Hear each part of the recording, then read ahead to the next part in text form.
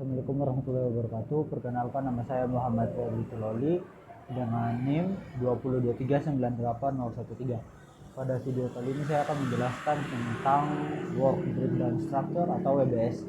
Nah, yang pertama, apa itu WBS? Nah, WBS ini adalah suatu metode atau alat dalam manajemen proyek yang digunakan untuk memecah sebuah proyek menjadi suatu proyek besar menjadi bagian-bagian yang lebih kecil dan terstruktur dalam bentuk hierarki. Nah, WBS ini itu berfokus pada deliverable atau hasil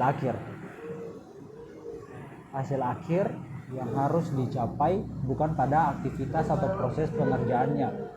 Nah, dengan adanya WBS itu seluruh ruang lingkup proyek dapat terlihat dengan jelas hingga memudahkan dalam perencanaan, pengendalian, dan komunikasi antar tim proyek. Kemudian yang kedua itu bagaimana jika kita tidak menggunakan WBS.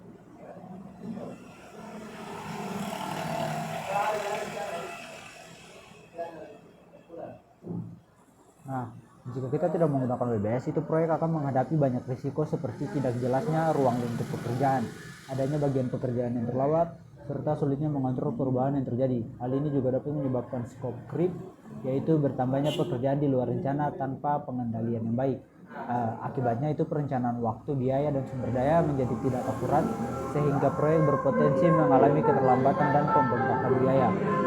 Kemudian ketiga, itu ada kapan kita membuat WBS.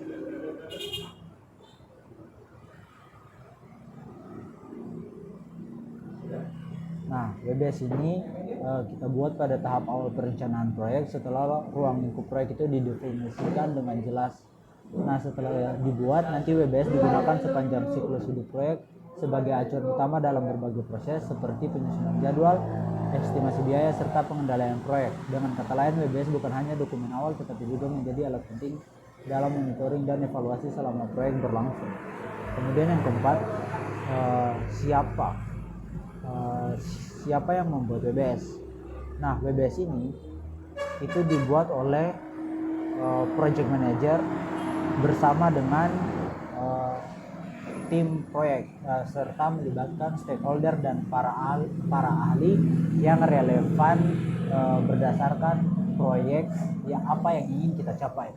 Nah, hal ini penting untuk memastikan bahwa seluruh aspek pekerjaan telah teridentifikasi dengan lengkap dan juga akurat. Kemudian yang kelima itu bagaimana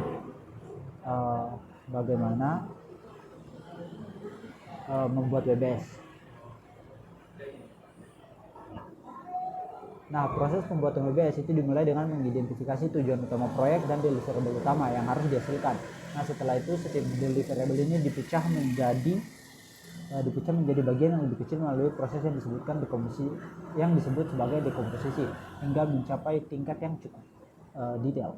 Kemudian yang keenam itu ada apa itu work package. Work package ini adalah unit kerja terkecil dalam suatu struktur WBS yang sudah cukup detail untuk direncanakan dan dikontrol. Pada level ini pekerjaan dapat diestimasi dari segi waktu, biaya, serta sumber daya yang dibutuhkan dan juga dapat ditugaskan kepada individu atau tim tertentu. Nah, nanti work package ini menjadi penghubung antara WBS dengan penjadwalan proyek karena dari sinilah aktivitas-aktivitas tersebut biasanya diturunkan. Kemudian yang ketujuh, bagaimana aturan 100%. Nah, ini merupakan aturan 100% ini merupakan prinsip penting dalam penyusunan WBS yang menyatakan bahwa seluruh elemen itu harus mencakup 100% dari pekerjaan total. Yang kedelapan itu bagaimana memberi nama pada atau bagaimana menamakan komponen. Nah, penamaan komponen dalam WBS ini itu kita harus menggunakan harus menggunakan kata kerja. Mohon maaf, itu harus menggambarkan kata benda atau deliverable ya. Deliverable bukan aktivitas atau proses. Kemudian yang ke-9 itu apa itu WBS Dictionary. Nah, WBS Dictionary ini adalah dokumen pendukung yang memberikan penjelasan rinci untuk setiap elemen yang ada pada WBS. Nah, dokumen ini biasanya berisi informasi seperti deskripsi pekerjaan, batasan ruang lingkup penanggung jawab, serta estimasi sumber daya yang dibutuhkan. Kemudian yang terakhir nomor 10 itu cara untuk membuat WBS yang baik. Nah, berdasarkan buku yang saya baca dan pada bab 6 itu terdapat kurang lebih 20 poin utama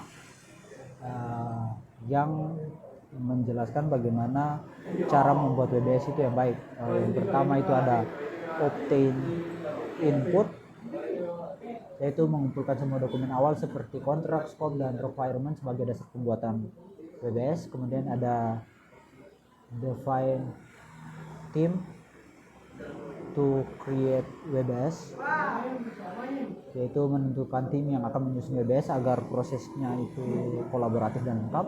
Kemudian ada analyze the scope work,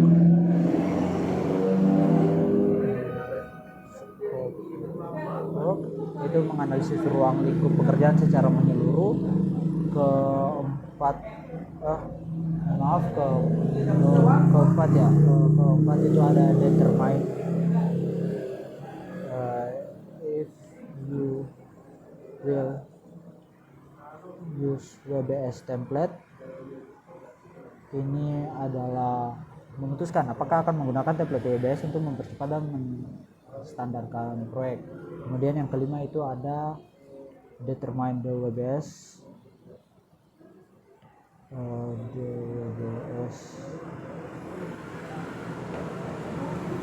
approach.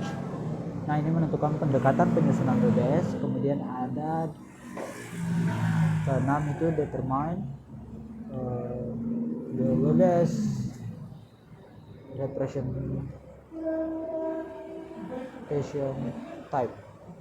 Nah, itu memilih bentuk penyajian WBS seperti diagram, font, outline, atau table. Kemudian yang ke-7 ada determine software to create WBS, yaitu memilih software yang akan digunakan dalam membuat WBS. Kemudian ada apply the composition technique.